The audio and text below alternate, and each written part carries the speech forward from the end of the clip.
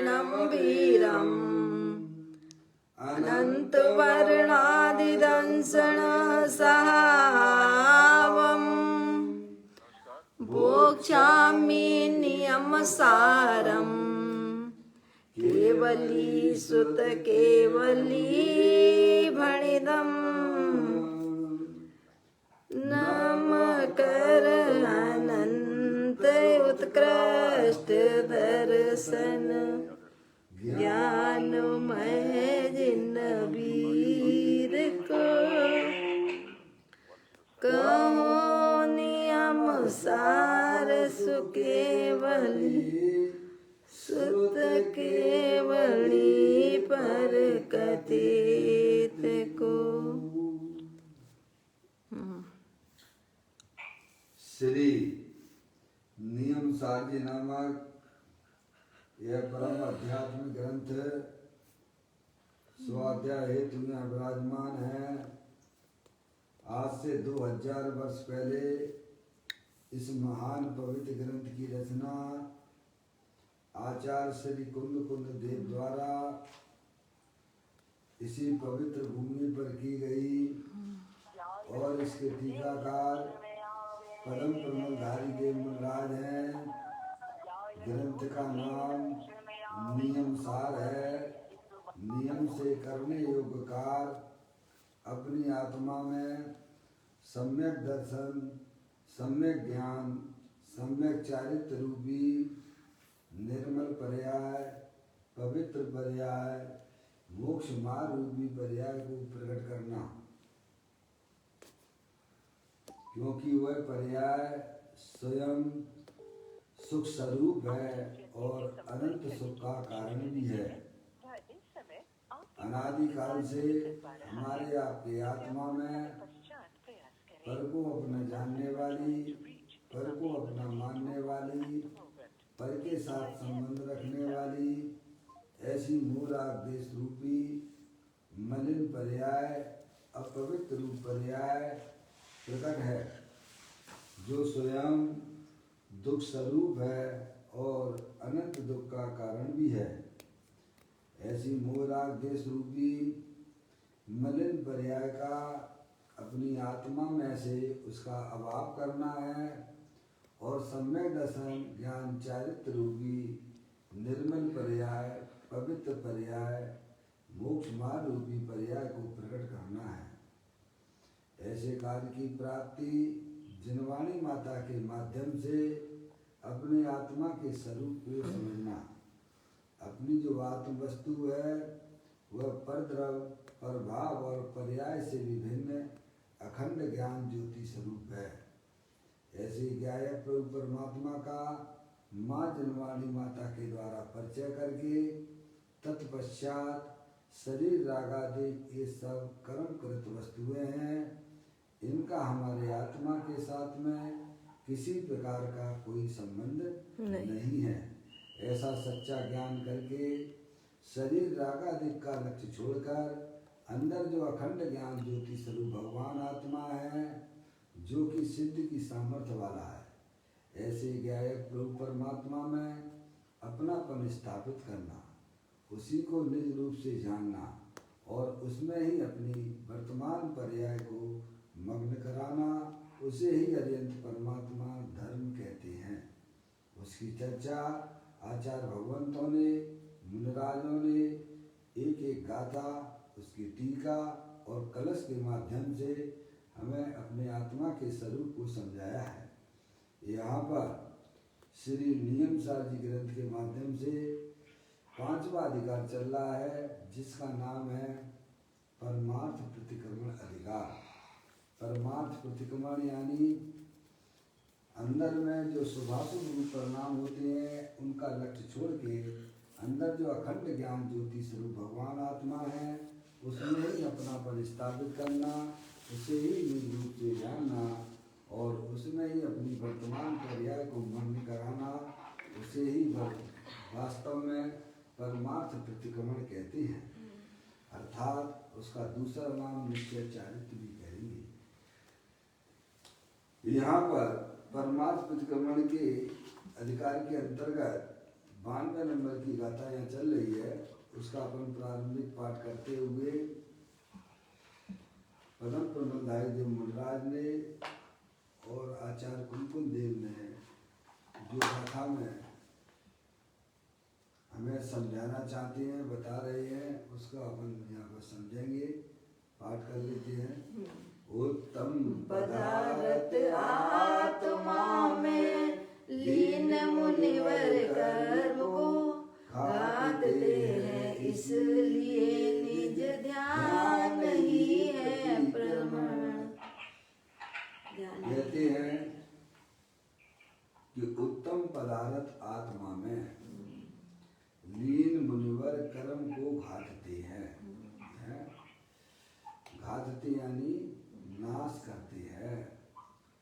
इस जगत में अगर सर्वोत्कृष्ट कोई पदार्थ है तो वह आत्मा है, और आप और हम सब आत्मा ही हैं। तो कहते हैं उत्तम पदार्थ आत्मा में लीन मुनिवर कर्म को घातते हैं। मुनिराज जो है, जो अपना जो चैतन्य स्वरूपी भगवान आत्मा जो कि जगत में सर्वोत्कृष्ट है, उसमें लीन होने से जो आत्मा के साथ में 8 कर्मों का संयोग है, उसको वे नाश को प्राप्त कर देते हैं।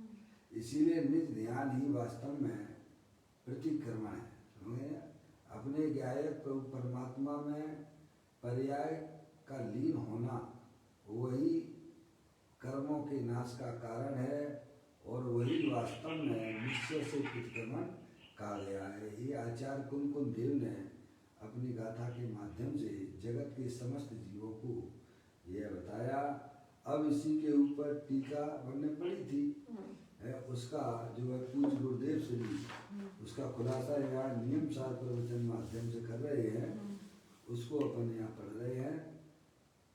देख लीजिए 741वें नंबर के पेज पर यह अपनी चर्चा है, मैं उसको पढ़ता हूँ। देखो मुनियों को नित्य मरण भीरु कहा है। उनके लिए मरण का समय कुछ नया नहीं है। उन्हें तो जीवन काल में ही भान है कि हम तो इस देह संयोग से भिन्न चैतन्य मूर्ति आत्मा है। क्या कहते हैं? मुनियों को नित्य मरण भीरु कहा है। उनके लिए मरण का समय कुछ नया नहीं है, क्योंकि इनके चिंतन में हमेशा यह निरंतर चल रहा है कि मेरा जो भगवान आत्मा है वह तीनों काल शरीर आदि पर पदार्थों से भिन्न है। इसीलिए उनके लिए कोई नया काम नहीं है। वे तो हमेशा शरीर को अपने आत्मा से भिन्न ही देखते हैं। इसीलिए उनके लिए ये जो है मरण भीरु का ना है, चिंतन में उनके हमेशा ही चल ही रहा है। समझ नहीं आप? तो संयोग का वियोग तो हमेशा वे देख ही रहे हैं। इसीलिए शरीर का वियोग हो जाना उनके लिए कोई नई बात नहीं है, क्योंकि उनके ज्ञान में चिंतन में निरंतर यही चला करता है कि मेरा जो भगवान आत्मा है वह तीनों काल शरीर आदि पर पदार्थों से भिन्न है। कहते हैं मुनियों को नित्य मरण भीरु कहा है। उनके लिए मरण का समय कुछ नया नहीं है। उन्हें तो जीवन काल में ही भान है। क्या भान है? क्या क्या ज्ञान है उनको चल रहा है? हम तो इस देह संयोग से भिन्न चैतन्य मूर्ति आत्मा है। इसीलिए शरीर का वियोग हो जाना उन्हें कोई आश्चर्यकारी लगता नहीं है। नहीं आप देह के संयोग में रहते हुए देह से भिन्न अपने को देख रहे हैं। देह से भिन्न देखते हैं। इसलिए शरीर का वियोग हो जाए तो उन्हें कोई ऐसा लगता ही नहीं है। समझ गए आप? ऐसे चैतन्य का भान करके उसमें लीनता करने वाले मुनियों को मरण का भय कैसे हो सकता है? कैसे होगा? जो निरंतर का समय ऐसा उनके ज्ञान में चल ही रहा है। समझे? इसीलिए कि वो तो जानते ही है कि भाई साहब मेरा जो चैतन्य रूपी वस्तु है वह शरीर से तीनों काल भिन्न है। भय तो उनको होता है जिन्हें अपने आत्मा का ज्ञान नहीं है। समझ गए ना आप? जो अपने आत्मा को शरीर से भिन्न नहीं जानते हैं उनको निरंतर भय होता है। मैं काहे का भय होगा भाई साहब? जो ये जान ही रहा है कि भाई साहब मेरा आत्मा है, भाई साहब शरीर से भिन्न है क्या, तो शरीर से भिन्न है, संयोगों से भिन्न है, तो उनका वियोग होगा तो उन्हें आश्चर्य क्या है? उन्हें किस बात का डर है? समझ ना? हमें भी ऐसा चिंतन करना चाहिए। अपना जो चैतन्य स्वरूप भगवान आत्मा है वह तीनों काल शरीर आदि पर पदार्थों से भिन्न है। ऐसा अगर आपकी ज्ञान के पर्याय में होगा तो भाई साहब उस जीव को भी इस प्रकार का भय नहीं होगा। धर्मराज भी पहले अपन जैसे ही ग्रस्त थे और उस ग्रस्त अवस्था में ग्रस्त आश्रम में उन्होंने इस प्रकार का सम्यक भेद ज्ञान की उत्पत्ति की। निरंतर निरंतर करत करत वह अभ्यास से जड़मत होत सुजान रस्सी यावत जात से सिल पर पड़े निशान। समझ नहीं आप? ऐसे ही अगर अपन जो है भाई सब सच्चा ज्ञान करके अपने चिंतन का विषय बनाएंगे तो अवश्य भी हमें भी शरीर आदि के शरीर के वियोग के जो दुख होते हैं समझ नहीं आप, कभी होने वाले नहीं है। समझ नहीं आप? तो कहती है उन्हें तो जीवन में उमंग ही नहीं है क्या, उन्हें तो जीने में उमंग ही नहीं है, तो फिर उसके वियोग में खेद क्यों होगा? उमंग तो आज भाई साहब बर्थडे है, आज तुम बर्थडे मना रहे हो, कल जो है कैसे मरण डे भी मनेगा तुम्हारा। समझ में आया कि नहीं आया? बैठे बैठे लोग कितने उत्साह से शरीर का लक्ष्य करके आप बर्थडे मनाते हो, शरीर का लक्ष्य करके कैसे में मेरी एनिवर्सरी मनाते हो, शरीर का लक्ष्य करके 24 घंटा कैसे में 24 घंटा हमारे लक्ष्य में क्या है? समझ गए ना आप? तो कहते हैं मुनिराज को तो भाई साहब जीने में उमंग ही नहीं है, यानी शरीर का लक्ष्य करके वह कोई जिंदगी नहीं है। समझ नहीं आप? तो कहते हैं उन्हें तो जीने में उमंग ही नहीं है, तो फिर उसके वियोग में खेद क्यों होगा? जिन्हें जीने की इच्छा है उन्हें उसके वियोग में खेद हुए बिना नहीं रहेगा। मुनि कहते हैं कि हमने तो चैतन्य को अंगीकार किया है और इस देह के संयोग को तो छोड़ने बैठे ही हैं। अतः मरण काल में देह का संयोग नहीं, देह का वियोग होना, मरण काल में देह का वियोग होना हमारे लिए नवीन नहीं है। क्या कह रहे हैं? समझ आप?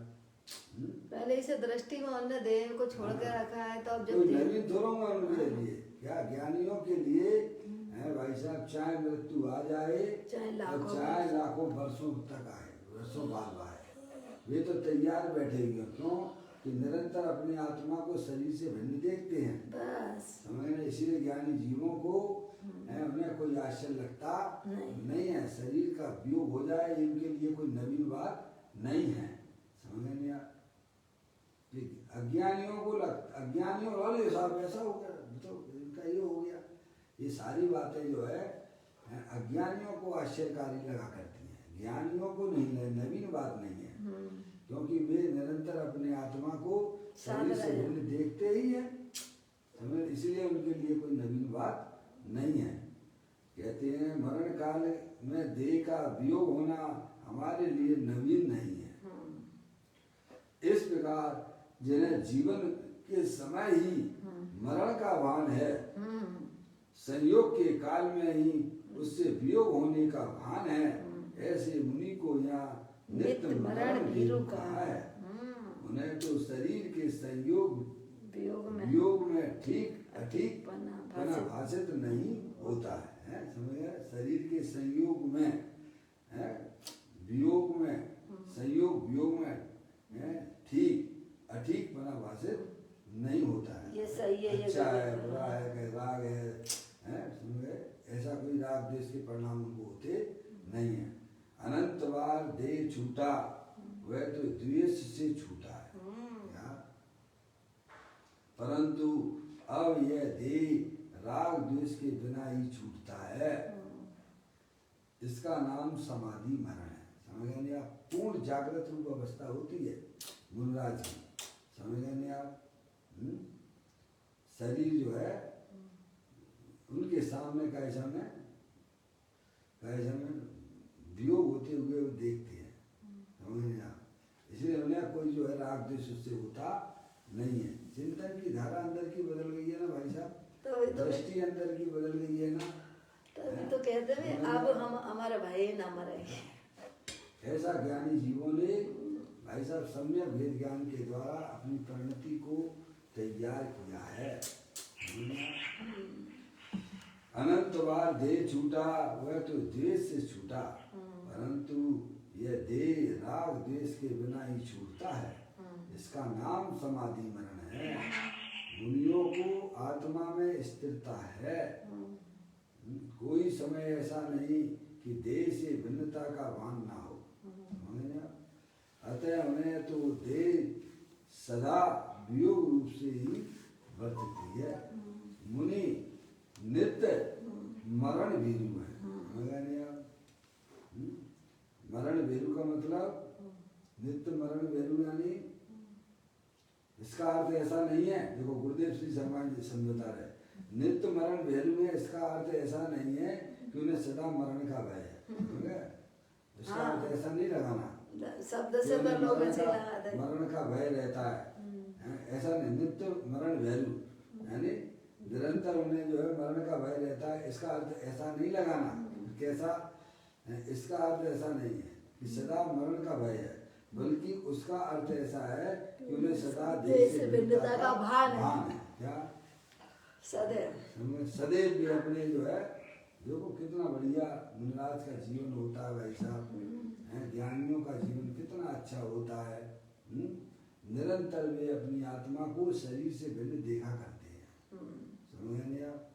शरीर तो भिन्न है ही, शरीर तो छूटेगा, सबका छूटेगा।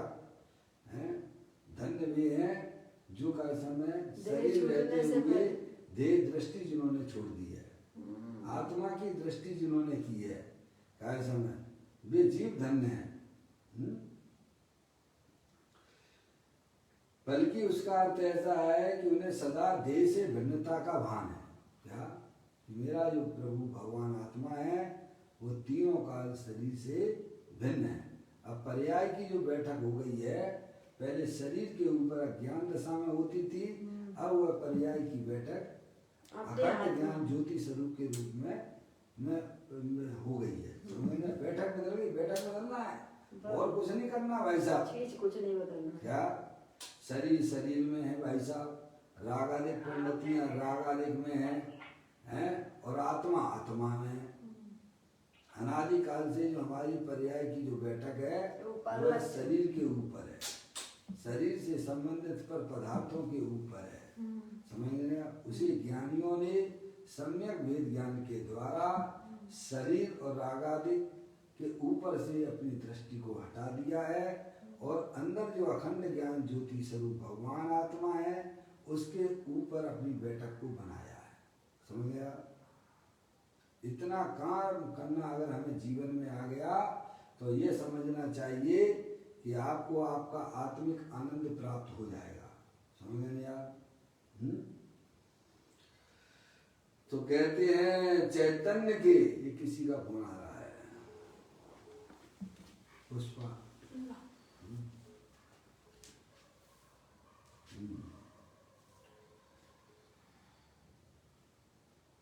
चैतन्य के भान से हमारा एक एक क्षण कर्म और शरीर के अभाव पने ही परवन कर रहा है।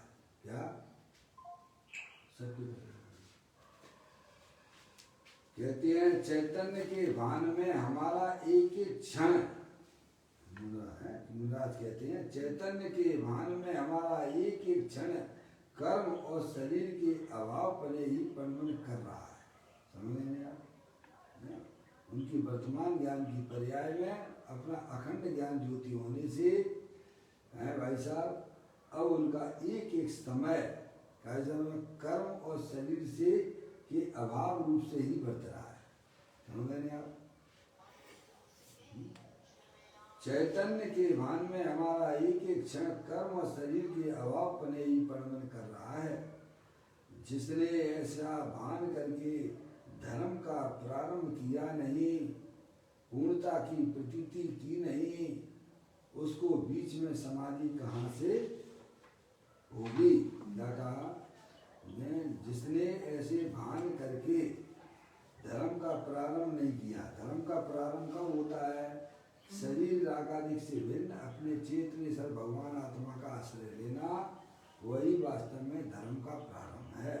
समझ गए? अनादिकाल हो गया भाई साहब, अनंत काल निकल गया। आज तक हमने अपनी आत्मा की पर्याय में कभी भी धर्म की प्राप्ति की नहीं है।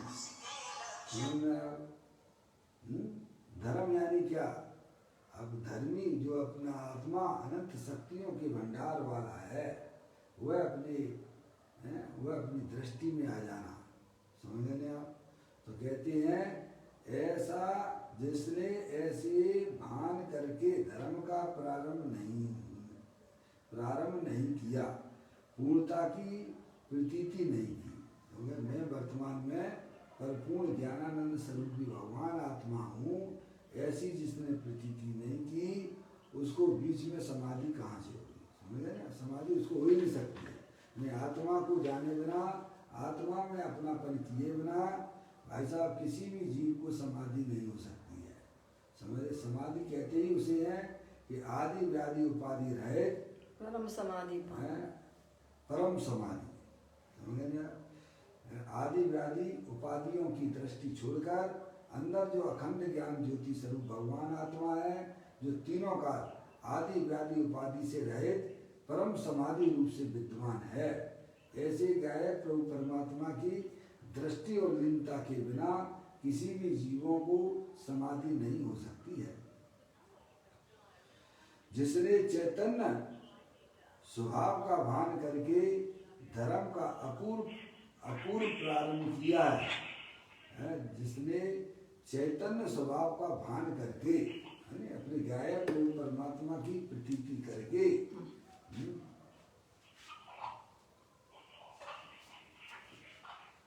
जिसने चैतन्य स्वभाव का भान करके धर्म का अपूर्व प्रारंभ किया है। क्या अपूर्व का मतलब? ऐसे पूर्व में कभी भी इस प्रकार का काम नहीं किया। देखो वैसा आगे समझ में, नर भव मिला है, मैं अपूर्व कार्य करूँगा, पाया है जिन शासन भव का अभाव करूँगा। तो जिन शासन कार्य के लिए मिलता है? अपने गायक प्रभु परमात्मा का इस स्वरूप को पहचान कर उसका अवलंबन लेना, उसका आश्रय लेना। समझ गया? वही वास्तव में हमारी पर्याय में अपूर्व कार्य की उत्पत्ति होगी। समझ गए आप? तो कहते हैं जिसने चैतन्य स्वभाव का भान करके धर्म का अपूर्व प्रारंभ किया है, जिसे अल्पकाल में ही पूर्ण मुक्ति की निशंकता हुई है, ऐसे जीव को अंत में समाधि मरण हुए बिना रहता नहीं है। उसका नियम से का समय समाधि मरण होगा। जिसने अपने भगवान आत्मा को शरीर राग आदि से भिन्न अखंड ज्ञान ज्योति रूप से जाना है, उसे अपना माना है, वह नियम से वह आत्मा समाधि मरण करके अल्पकाल में अत्यंत सिद्ध अवस्था को प्राप्त करेगा ही करेगा, गारंटी है। प्रथम ही संयोग से भिन्नता का भान होना चाहिए। क्या?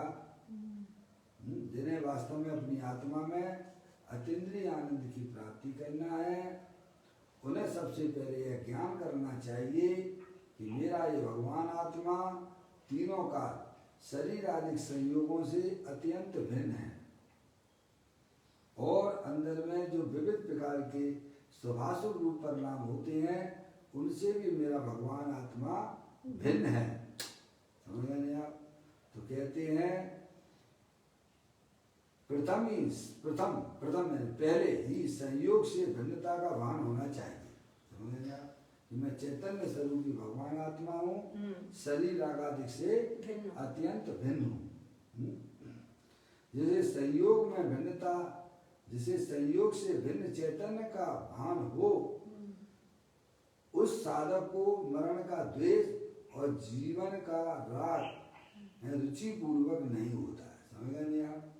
जिस जीव को इस प्रकार से अपने चैतन्य स्वरूपी भगवान आत्मा की दृष्टि होती है, उस जीव साधक जीव को मरण का द्वेष हिसाब है, मैं मर जाऊंगा, मेरा क्या होगा, इनका क्या होगा, उनका क्या होगा, समझ गए नहीं आप? ऐसा शरीर के प्रति ना तो द्वेष और ना शरीर के प्रति राग, राग का राग, समझ गए नहीं आप? पहले राग का राग टूटा, राग की रुचि टूटती है, देखा ना? उस साधक को मरण का द्वेष और जीवन का राग रुचि पूर्वक नहीं होता है, समझे? पहले रुचि पूर्वक राग टूटता है और फिर अभी साधक जीव है, उसको राग अभी विद्यमान है। अगर पूरी तरह से राग चला जाए तो वह पर्याय में अरिहंत भगवान अवस्था में अरिहंत परमात्मा हो जाएगा, समझे? अभी तो जो है राग द्वेष की जो रुचि है कैसा हुआ, पहले टूट जाती है। जैसे आपने किसी भी व्यक्ति के प्रति आपने को उसकी हकीकत मालूम पड़ गई तो पहले आप उसके बहुत गुणगान करते थे, ठीक है कि नहीं? और आपको मालूम पड़ गया कि यार भाई साहब ये व्यक्ति तो बिल्कुल गलत है, तो आपको उसके प्रति कितना कैसा है, क्या होता है, राग रहेगा क्या? नहीं रहेगा। ऐसे ही ज्ञानी जीवों ने शरीर की ओरिजिनलिटी को पहचान लिया है, समझ गए नहीं आप? शरीर की वास्तविकता को पहचान लिया है। ये तो भाई साहब क्षण भंगुर वस्तु है और इसका हमारे आत्मा के साथ में किसी प्रकार का इसका कोई संबंध नहीं है, समझ गए नहीं आप? तो उसको सबसे पहले जो है राग और द्वेष की रुचि छूट जाती है, फिर कुछ काल पर्यंत राग रहता है, फिर वह ज्ञानी जीव अपनी आत्मा की साधना उपासना करता हुआ उस राग को भी, चारित्र मूल्य संबंधित जो राग है, उस राग को भी भाई साहब उसको भी छोड़ता हुआ अंदर अपने भगवान आत्मा का आश्रय लेता हुआ अंदर में भीतराग विज्ञान घन स्वरूप होता हुआ वह रागादिक परिणतियाँ भी जो किंचित रह गई हैं उन्हें भी शनि शनि वह दूर करता चला जाता है और पर्याय में परिपूर्ण भीतराग दशा की प्राप्ति हो जाती है। जैसे दूज का चंद्रमा होता है ना, वैसा धीरे धीरे क्या होता है, शनि शनि अंधकार बढ़ता जाता है और वह अंदर में ही भाई साहब विकसित होता रहता है। समझ? ऐसे ही ज्ञानी जीव भी अपनी आत्मा की साधना आराधना करते हुए अंदर में रागादिक परिणतियाँ जो आश्रम रूप से हैं कैसा वे हटती चली जाती हैं और जो है अंदर ही अंदर ज्ञान का प्रकाश भीतराग विज्ञान घन स्वरूप आत्मा होता जाता है। पर्याय की बात है, द्रव स्वभाव से तो तीनों काल भीतराग आनंद स्वरूप वस्तु विद्यमान है, उसके आश्रय से पर्याय में विकास होता है।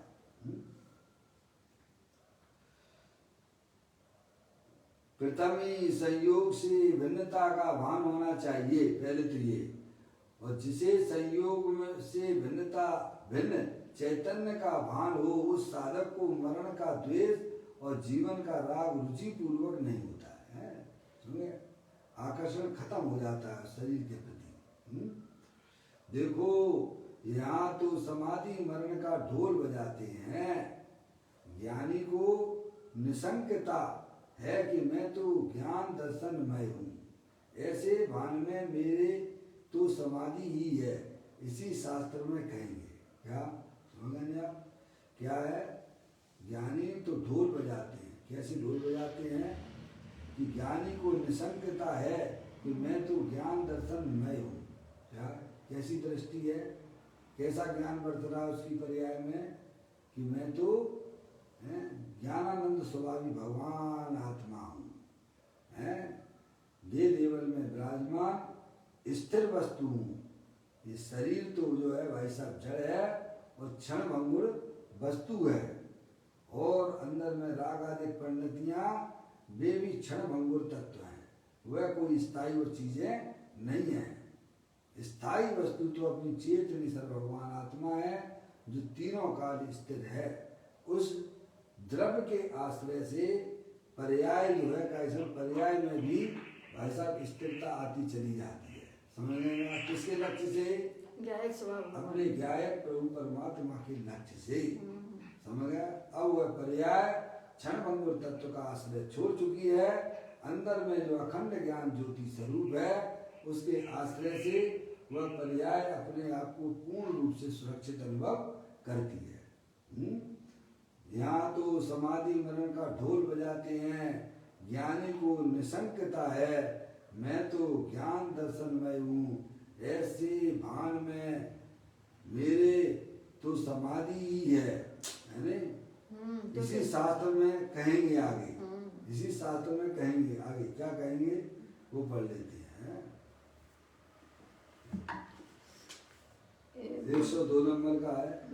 एगो में सास धुअप्पा प्राणदम सण लख गुरु शेषा में बाया भावा शब्दे संयोग लक्षणा। दर्शन लक्षण युक्त शाश्वत एक आत्मा मेरा है। अगर शाश्वत है क्या, दर्शन लक्षण युक्त शाश्वत एक आत्मा मेरा है, से सभी संयोग लक्षण वाले भाव मेरे से बाह्य है।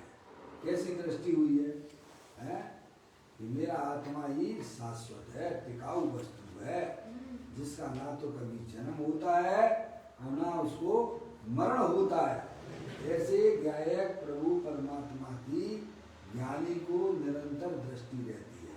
ये शरीर और रागादिक ये तो सब क्षण भंगुर तत्व हैं। दर्शन लक्षण युक्त शाश्वत एक आत्मा मेरा है। क्या है मेरा? चेतन सर्वस्तु, देखिएगा, अखंड ज्ञान ज्योति स्वरूप है। वह मेरा है, शेष सभी संयोग लक्षण वाले शरीर और शरीर से संबंधित जितने भी चेतन अचेतन पदार्थ हैं, समझ गए आप? और अंदर में होने वाले रागादिक परिणाम, समझ गए आप? वे सब कैसे हैं? क्षण भंगुर तत्व हैं। और मैं तो शाश्वत प्रभु परमात्मा हूँ। ऐसी गायक प्रभु परमात्मा की जिसको दृष्टि हुई है उसे ज्ञानी कहते हैं। समझ गए? कोई कल्पनाओं वाला काम नहीं चलता यहाँ पर, समझ गए आप? मोक्ष मार्ग में कोई कल्पनाएं नहीं चलती हैं कि साहब पुण्य करेंगे और एक दिन हमारा कल्याण हो जाएगा। समझे? ऐसा यहाँ कुछ नहीं है। समझ गए आप? कहते हैं दर्शन लक्षण युक्त शाश्वत एक आत्मा मेरा है, शेष सभी संयोग लक्षण वाले संयोग संयोगी भाव सब वे हैं भाई साहब मेरे से बाह्य हैं। मैं तो एकमात्र अखंड ज्ञान ज्योति स्वरूप भगवान आत्मा हूँ। ऐसा उनकी ज्ञान की पर्याय में भाई साहब आ गया है, उसे ही ज्ञानी कहते हैं। इस प्रकार स्वभाव क्या है और संयोग क्या है, अब कुछ गुरुदेव श्री इसका खुलासा करते हैं इसी कलश को है। इस प्रकार स्वभाव क्या है, संयोग क्या है, इन दोनों की भिन्नता का भान प्रथम से ही ज्ञानी को बरतता है। तो ज्ञानी को प्रथम से ही बरतता है, तब उसकी समाधि मरण होता है। सही बात है। आत्मा को जाने बिना, आत्मा की दृष्टि किए बिना किसी को समाधि नहीं हो सकती है। सबका को मारना नहीं होता है।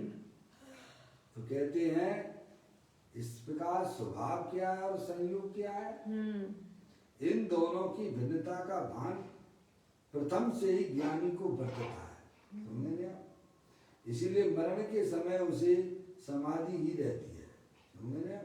मरण के समय उसे समाधि रहती है, क्योंकि उसमें अपने गायक प्रभु परमात्मा की प्रतीति उसमें चल रही है। इसीलिए उसे तो निरंतर समाधि ही रहती है। यहाँ मुनि की बात है, मुनियों को उत्तमार्थ निःशुद्धात्मा में लीनता है। मुनिरा तो विशेष है, विशेष उनकी पर्याय में जो है लीनता हो गई अपने गायक प्रभु परमात्मा के आश्रय से। मुनियों को उत्तमार्थ निःशुद्धात्मा में, निःशुद्धात्मा ने अपने शुद्धात्मा की बात है, अपनी बात लीनता है। अतः वे नित्य देह से भिन्नता का भान रहता है। समझ गए आप? और वे कर्म का विनाश करते रहते हैं। क्या करते रहते हैं? समझ गए? अज्ञानी करोड़ों वर्षों तक तप तपे, ज्ञानी। शरीर का लक्ष्य करके है, उतनी निर्जरा कभी नहीं कर सकता है। और ज्ञानी क्षण मात्र, ज्ञानी क्षण मात्र में, क्षण मात्र में। देखिए गजब का खेल है क्या। अज्ञानी शरीर का लक्ष्य करके, शरीर को अपना मानकर करोड़ों अरबों खरबों वर्षों तक तब तक समझ गए आप। करोड़ों तो मैं दिया है छेड़ाना में, कोटि वर्ष तक, कोटि वर्ष तब तपे ज्ञान बिन कर्म कर्म झरे, झरे। ज्ञानी के क्षण माए, क्षण मात्र में। क्यों? क्योंकि उसको अंदर में पर्याय में अपनी गृहस्थिर जो वस्तु चेतनेतर है वह उसके ज्ञान का आश्रय लिए हुए है, इसीलिए वो क्षण मात्र में कर्मों की निर्जरा करता रहता है। समझिए आप, ऐसा है। अभी ये धर्म हमें क्यों नहीं देखता है भाई साहब? देखो भाई साहब, सारा खेल दृष्टि का है। सारा खेल का है पापा? दृष्टि का है। पापा पापा आवाज नहीं आ रही आपकी? मम्मी, मौसी, मौसी जागृत हैं। मम्मी क्या क्या हो गया? लाइन पे है कि नहीं? कट तो नहीं, लाइन पे तो बराबर है। पापा भी की आवाज नहीं आ रही। तो मौसी बात ये बताई जा रही, सारा खेल दृष्टि का है। जिसकी दृष्टि निर्मल हो गई है, समझ लेना चाहिए उसने अपने जीवन में बहुत बड़ा काम कर लिया है। दृष्टि बदलने पर सृष्टि तो बदल ही जाएगी। देखो दृष्टि क्या है? अरे यही तो दृष्टि है। अब आप देखिएगा, आप जितने भी जगत में मनुष्य समझ मान लीजिएगा, हैं वे भले ही कपड़ा पहने हुए हों, चाहे कुछ भी पहने हुए हैं, लेकिन आपकी दृष्टि में वे नंगे हैं कि नहीं है? कपड़े से ना देखिएगा उसको, और ना रूप से देखिएगा, सब नंगे बैठे। अब तुम नाना प्रकार के कपड़ों से, संयोगों से देखते हो, ये दृष्टि खोटी है। समझे? ऐसे ही अपना भगवान आत्मा तीनों काल शरीर राग आदि से भिन्न है। आप हर व्यक्ति को कपड़ा पहने हुए भी कपड़े से भिन्न नंगा देख सकते हो कि नहीं देख सकते हो? देख सकते हो। क्या कहा? भले ही वह कैसे भी कपड़े क्यों ना पहना हो, लेकिन भाई साहब आपके ज्ञान में वो ताकत है कि नहीं है कि आप उस व्यक्ति को भाई साहब नंगा भी देख सकते हो। ऐसे ही ज्ञानी के पास में वो दृष्टि उपलब्ध हो गई है कि कैसा भी शरीर क्यों ना हो, कैसे भी रागादिक परिणाम क्यों ना हो, वो अपने आप को शरीर रागादिक से भिन्न चेतने से भगवान आत्मा देखता है। समझ में आया भाई साहब? बताओ, ऐसी दृष्टि करने में कौन से तुम्हारे पैसे खर्च होते हैं भाई? हैं? यही तो ज्ञानी भगवान सब हमको समझाते हैं। पंच परमेष्ठी हमको यही तो समझाना चाहते हैं कि पहले अपनी दृष्टि निर्मल करो, किसी को शरीर रूप से ना देखो, किसी को रागादिक रूप से ना देखो, संयोग संयोगी भाव से ना देखो। सब भगवान आत्मा है, चेतनेश्वर है। बोलो आप है? तो फिर बताओ, आप चीटी की आत्मा को देख सकते हो कि नहीं देख सकते? देख सकते हैं? अगर आपने अपने आप को शरीर रागादिक से भिन्न देखा है तो सामने वाले को भी आप भाई साहब भगवान आत्मा आपको नजर आएगा। इतना सरल जैन दर्शन है।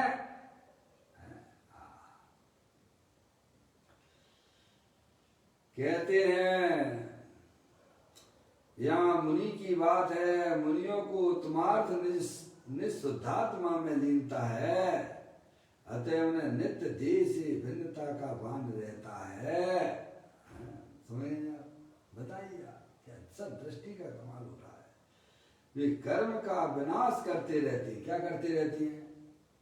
देखो अपने गायक प्रभु परमात्मा की दृष्टि में मौसी कर्म भागते चले जाते हैं और आत्मा की पर्याय में आनंद ही आनंद बढ़ता जाता है। समझिए, बहुत जैन दर्शन इतना सरल है भाई साहब। आपको ना किसी के पास जाना है, ना किसी से भीख मांगना है भाई साहब। अगर आपको अपने आप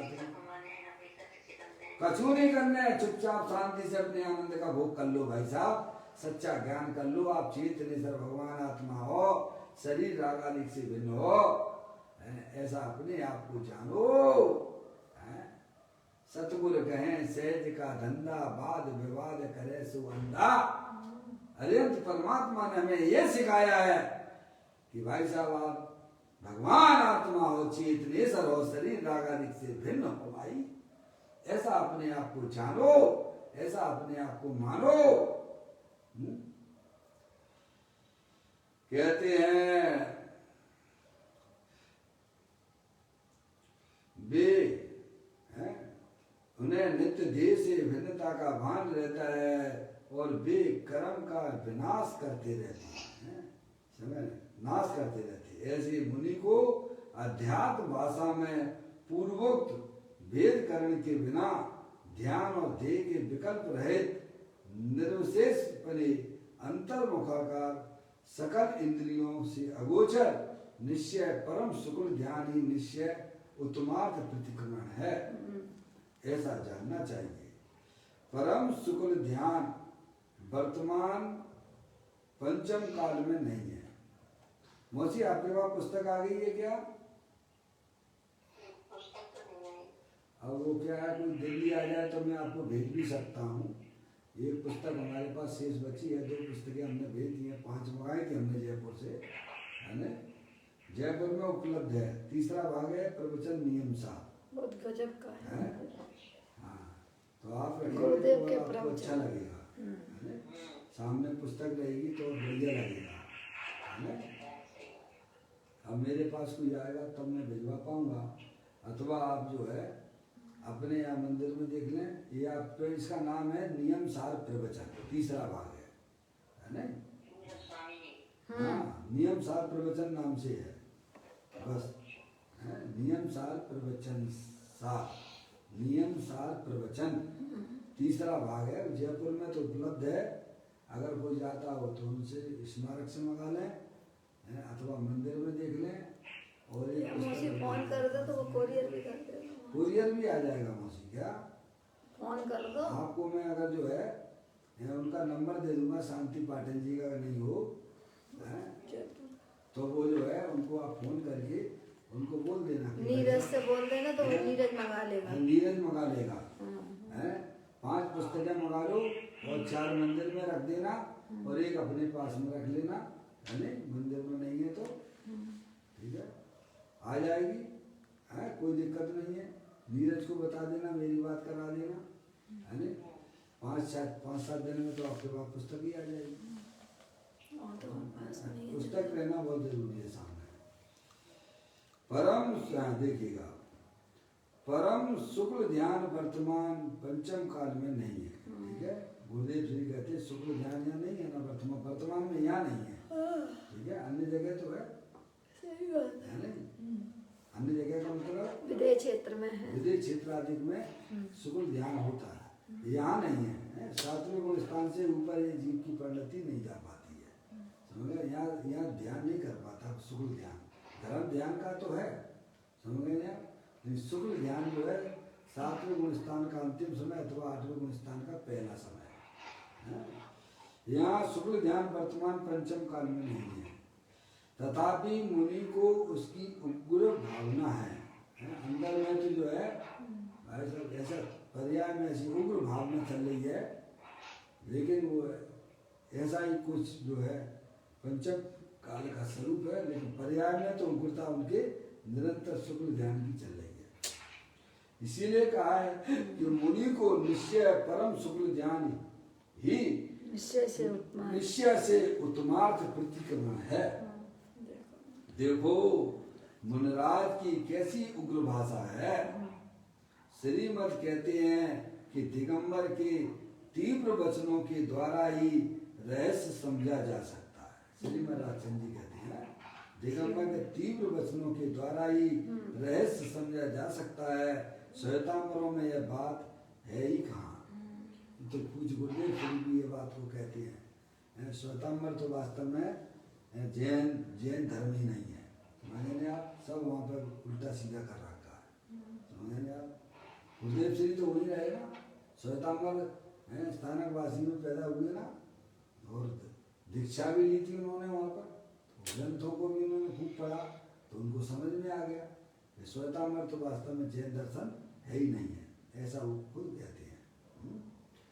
श्वेतांबरों में यह बात है ही कहाँ, उन्होंने तो सब पढ़ा है ना उनके ग्रंथों को, श्वेतांबरों के, इसीलिए ये बात कहती है। यहाँ ऐसे उत्तम शुक्ल ध्यान की ही बात ली है जिससे दूसरा भाव भी धारण ना करना पड़े। समझने आप, इसी काल में मुनि को अभी वैसा परम शुक्ल ध्यान नहीं है, जिसको शुक्ल ध्यान हो गया आपको फिर क्या दूसरा भाव धारण करना पड़ेगा उसे, क्या जिसकी पर्याय में शुक्ल ध्यान चल रहा है उसको दूसरा भाव कहाँ है, पर यहाँ इस प्रकार की व्यवस्था इस पंचम काल में नहीं है। महाविधि क्षेत्र में तो आज भी का समय मुनराज भावलिंगी संत जो है शुक्ल ध्यान करके आज भी जो है मुक्ति को प्राप्त हो रहे हैं। दूसरा भाव ही धारण ना करना पड़े, इस काल में मुनि को अभी वैसा परम शुक्ल ध्यान नहीं है, फिर भी भावना में उसका बल है, पर्याय में उसका निरंतर उसका बल चल रहा है। मुनि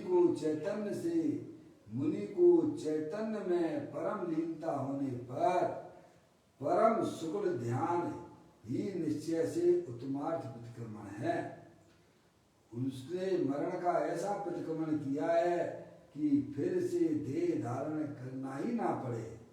ऐसे मुनि को यहाँ उत्तम प्रतिक्रमण स्वरूप कहा है।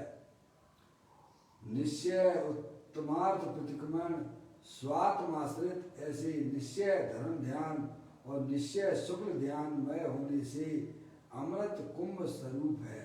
समझे आप, धर्म ध्यान और शुक्ल ध्यान कैसा है, अमृत कुंभ स्वरूप है, क्योंकि भगवान आत्मा तीनों काल अमृत का पिंड है। समझे, अमृत का सेवन करने वाला नाश को प्राप्त होता है कि अमरता को प्राप्त होता है?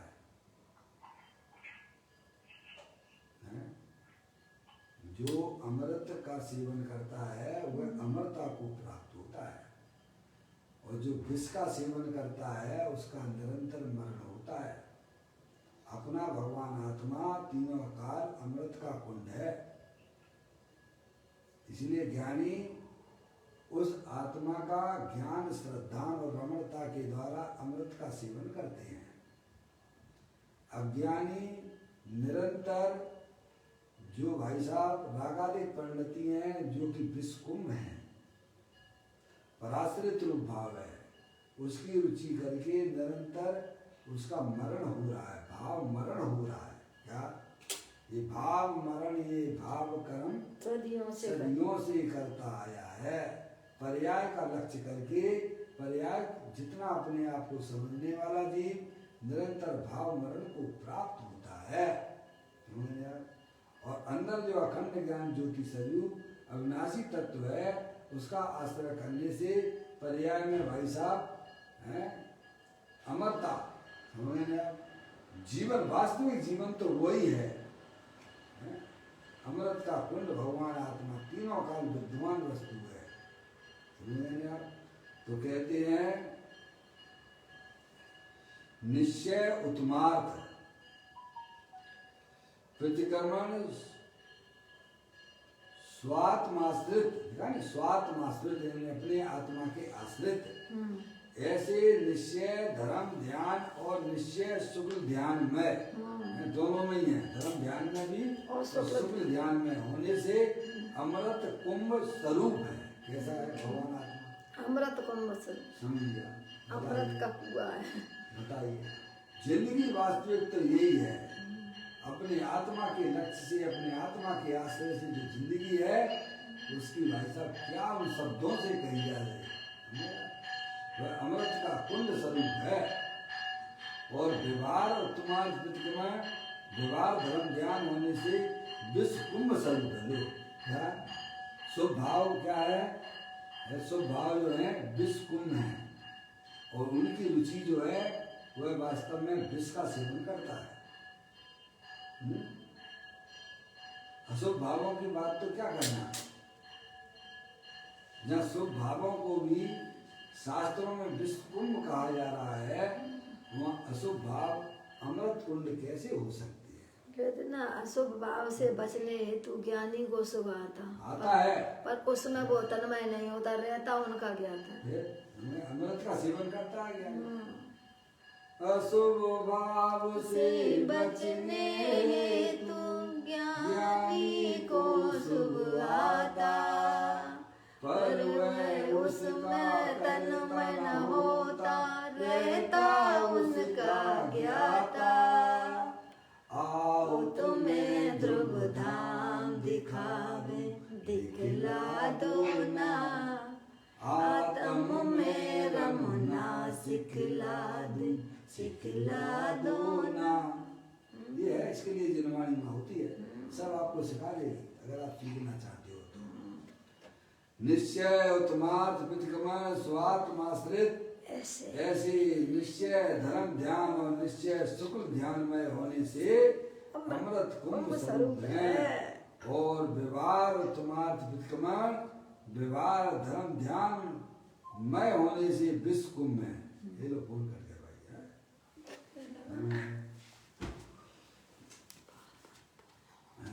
मुनराज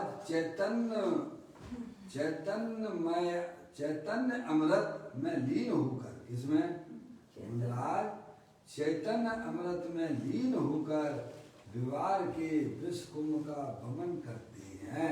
क्या मुनराज चैतन्य अमृत में लीन होकर, उनकी जो पर्याय है अंदर जो चैतन्य भगवान आत्मा अमृत का कुंड है उसमें लीन होकर विवार के विश्व कुंभ का भ्रमण करते हैं।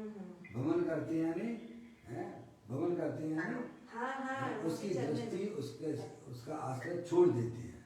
समझ गए नहीं आप? जैसे भ्रमण कर देते हैं तो कोई से कोई देखना पसंद करता है क्या? है अपने द्वारा किया गई उल्टी को है कोई देखता है क्या? नहीं देखता है।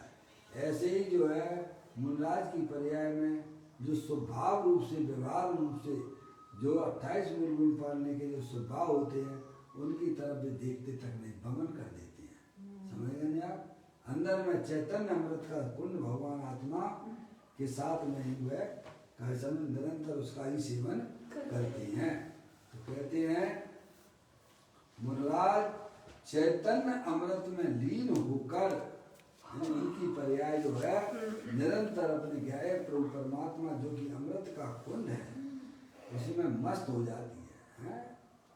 मुनराज चैतन्य अमृत में लीन होकर व्यवहार के विश्व कुंभ, व्यवहार के विश्व कुंभ यानी शुभ भाव, समझ शुभाशुभ भाव, जो अशुभ भावों की बात है छोड़ दो, मुनराज को अशुभ भाव होते ही नहीं है।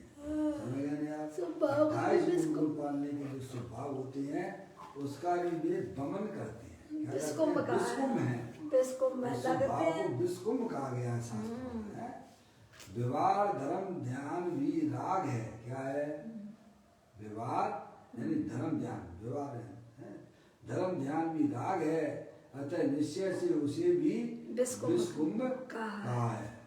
इसी प्रकार अब देखिएगा श्रीमद भगवत कुंकुंदाचार्य देव प्रणीत श्री समय सार में 306 गाथा में भी यही कहा। 306 नंबर की गाथा समय सार जी की पढ़ लेता हूँ मैं। प्रतिक्रमण हर प्रतिशरण परिहार निवृत्ति धारणा निंदा और शोधि अष्टविध विषय कुंभ है। क्या? प्रतिक्रमण प्रतिशरण परिहार धारणा निर्वृत्ति निंदा ग्रह और शुद्धि, इन 8 प्रकार का विश्व कुंभ है। प्रतिक्रमण यानी किए हुए दोषों का निराकरण करना। क्या करना? अपने आत्मा में जो दोष लग गए हैं उनका जो निराकरण किया जाता है, दोषों का निराकरण किया जाता है, उसे प्रतिक्रमण कहते हैं। निंदा करा करती है ना, दोष लग जाते हैं तो वे स्वभाव रूप से हैं, वे अशुभ भाव रूप से नहीं है। अशुभ भावों का तो वह दोषों का तो निराकरण किया जा रहा है। समझ में आएगा? दोषों का जो है वहां पर त्यागा जा रहा है, तो वो स्वभाव रूप से है। समझ नहीं आप? तो कहते हैं प्रतिक्रमण। और प्रतिसरण किसे कहना? सम्यक्त आदि गुणों से में प्रेरणा। समझे? सम्यक्त आदि गुण बताए गए ना, समझ लिया। सम्यक्त आदि गुणों में प्रेरणा हुआ है प्रतिसरण है, और परिहार यानी मिथ्यात राग आदि दोषों का निवारण। समझे? मिथ्यात आदि दोषों का निवारण वो कहलाता परिहार।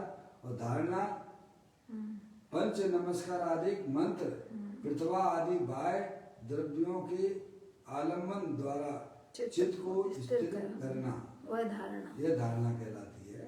सब ये स्वभाव रूप से है। समझे? पंच नमस्कार आदि मंत्र है, पृथ्वा आदि बाह्य द्रव्यों के आलम्बन द्वारा चित्त को स्थिर करना है। समझे?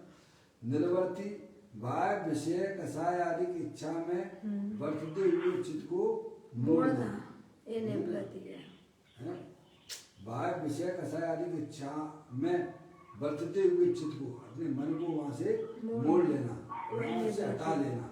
समझ गए? ये सब स्वभाव रूप से है। समझ गए आप? निंदा आत्म साक्षी से दोषों का प्रकट करना। समझ गए? जो अपने का ऐसा में दोष लग गए हैं, उसे जो है अपने गुरु के पास में जाके उसकी निंदा गरा करना है, अपने दोषों की, वह स्वभाव रूप से है। समझ गए आप? गरा गुरु साक्षी के से दोषों को प्रकट करना। आ गया ना? शुद्धि दोष हो जाने पर प्रायश्चित लेकर विशुद्धि करना है। ये सब जो है गाथा नंबर कौन सी है? 306 समय सारणी की गाथा के ऊपर यहाँ बताया जा रहा है। अभी ये थोड़ा टाइम और पढ़ लेता हूँ। कहते हैं प्रतिक्रमण नंबर 1 प्रतिक्रमण पूज्य गुरुदेव श्री ऋषि को बोलते हैं। कृत दोषों का निराकरण करना, यानी अपने द्वारा किए गए दोषों का निराकरण करना, वह कहलाता प्रतिक्रमण है। और प्रतिसरण सम्यक्त आदि गुणों में प्रेरणा है। 8 अंग बताए गए ना, सम्यक दर्शन की 8 गुण बताए गए, 8 अंग बताए गए, गुण बताए गए ना, है उनसे प्रेरणा। और परिहार मिथ्याद आदि दोषों का निवारण। धारणा पंच नमस्कार आदि मंत्र प्रतिमा आदि बाह्य द्रव्यों के आलम्बन से चित्त को स्थिर करना। निर्वर्ती बाह्य विषय कसाय आदि की इच्छा में बरतने पर चित्त को उससे परान करना। निंदा आत्म साक्षी भाव से दूसरों को प्रकट करना। गरा गुरु साक्षी से दूसरों को प्रकट करना। शुद्धि दोष लगने पर प्रायश्चित लेकर विशुद्धि करना। विकल्प टूटकर चैतन्य के अमृत स्वरूप में लीन होना ही अमृत है। विकल्प टूटकर इस जितने भी हैं जो 8 प्रकार के बताए गए हैं, स्वभाव है, उनसे अपनी वर्तमान पर्याय को ऐसा वहां से हटा लेना, उससे विमुख कर लेना, और अपने अंदर जो गया प्रभु परमात्मा है जो कि अमृत का कुंड है, ऐसे गया प्रभु परमात्मा में अपनी पर्याय को स्थिर करना है। लीन होना वही वास्तव में अमृत है, और उसमें राग का विकल्प उठना ही विष है। समझेगा? अपनी जो पर्याय में राग है विकल्प उठता है, ऐसा उसी वो विष कुंभ के समान समझते हैं। यानी वो राग भी शुभ राग की बात चल रही है। हाँ, शुभ तो राग की बात चल रही है। शुभ तो है, शुभ में जो विकल्प आते हैं वो भी, शुभ विकल्पों को भी कैसा में विष कुंभ कहा जा रहा है। उठना ही विष है। 6 में है सारी बात है समय सारणी में, क्योंकि राग चैतन्य आनंद को लूटने वाला है। सही है? राग जो है ना, हिंसा कही है ना, आचार्य अमृतचंद देव ने भी कहा है ना, है आत्मा की पर्याय में राग का होना, राग की उत्पत्ति होना, वह आत्मा की हिंसा है। समझ गए आप? उसे हिंसा शब्द से भी उपयोग किया गया। आत्मघाती परिणाम है ना, परलक्षी परिणाम है ना, इसीलिए वह अहिंसा की कोटि में, हिंसा की कोटि में चला गया। है राग का विकल्प उठना, है ना, राग का विकल्प उठना ही विष है। पराश्रित किसी को सुख मिल सकता है? स्व आश्रित सुख है। क्योंकि राग चैतन्य आनंद को लूटने वाला है। अज्ञानी की तो बात ही नहीं है।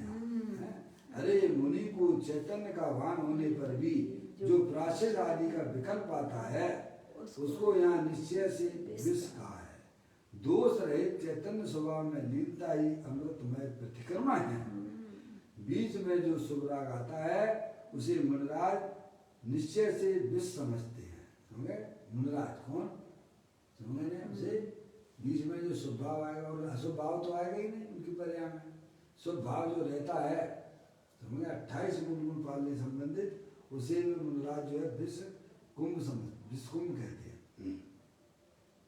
अज्ञानी उस विकल्प को धर्म का कारण मानते हैं। क्या अज्ञानियों को अपनी आत्मा की खबर नहीं है, इसीलिए वह जो है भगवान की पूजा भक्ति आदि है अनुव्रत महाव्रत को वह क्या है धर्म मानता है।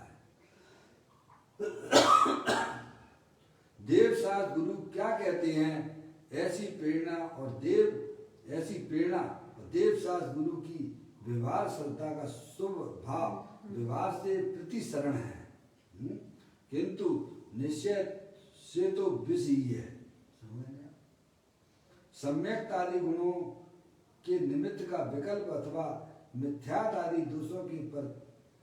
दोषों के त्याग का विकल्प, यह दोनों राग निश्चय से विष है।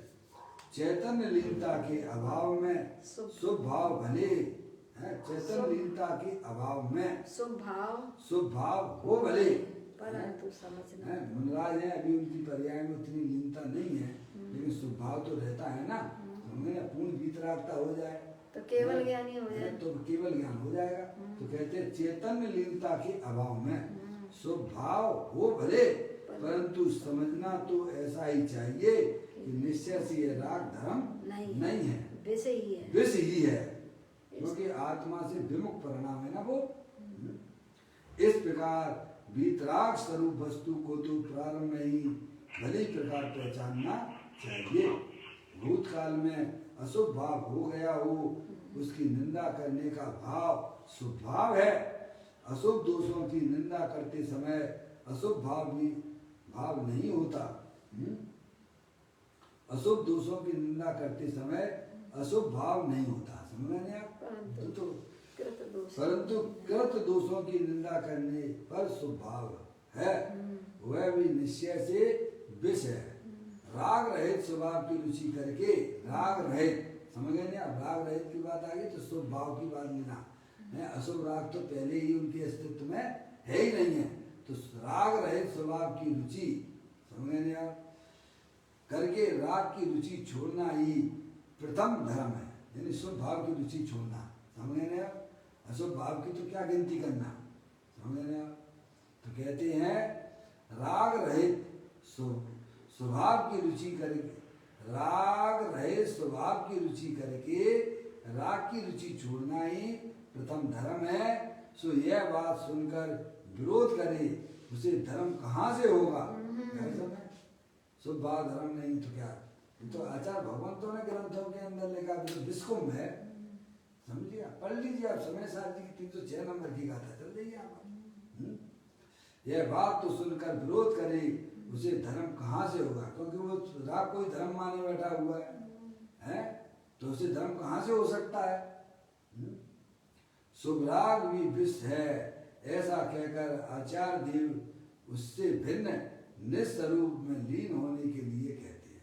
अपने गायक प्रभु परमात्मा को अपना जानना, अपना मानना और उसमें ही अपनी वर्तमान पर्याय को मग्न कराना, उसे ही अनंत परमात्मा और आचार्य परमेष्टि ने उसे धर्म कहा है। इस प्रकार ये अपनी गाथा अपनी 306 का भी अपन ने जहाँ वाचन किया। अब जो है इसी प्रकार श्री समय सार जी की अमृत देवव्रत आत्मख्याति नामक टीका में 189वें नंबर का श्लोक है। वह श्लोक अपन कल पढ़ेंगे। अभी अपना यहाँ पर समय हो गया है। कितने कितने आचार्यों के प्रमाण दिए, कितने कितने ग्रंथों के प्रमाण दिए हैं कि शुभ भाव विस्कुंभ है और आत्मा अमृत का कुंड है। इसीलिए विष का त्याग करो और अमृत के कुंड आत्मा का सेवन करो। इस प्रकार के आचार्यों की भाई साहब यहाँ कई हुई बातें हैं। हमें उन बातों को बड़ी गंभीरता से गहराई से विचार करना चाहिए। अगर हमें अपनी आत्मा का सेवन करना है, करना तो पड़ेगा। आप अनादि अनंत एक रूप रहने वाले आत्मा ही हो, इस प्रकार ये चर्चा को यहीं पर विराम देते हैं। कल आचार्य अमृतचंद देव द्वारा यह जो कलश 189 है उसका अपन यहाँ वाचन करेंगे। अभी समय यहाँ पर हो गया।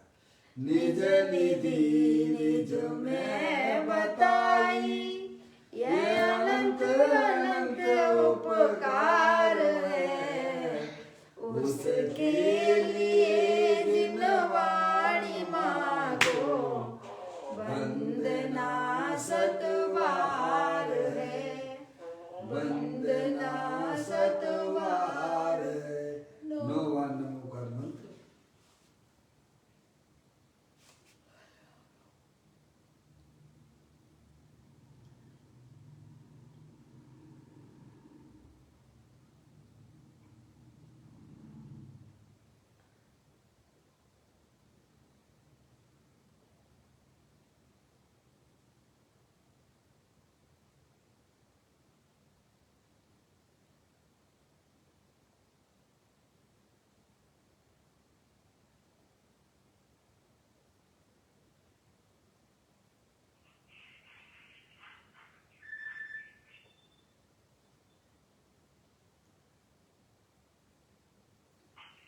बोलो द्वादशांग दिलवाणी माता की जय, महाजैन धर्म की जय। सभी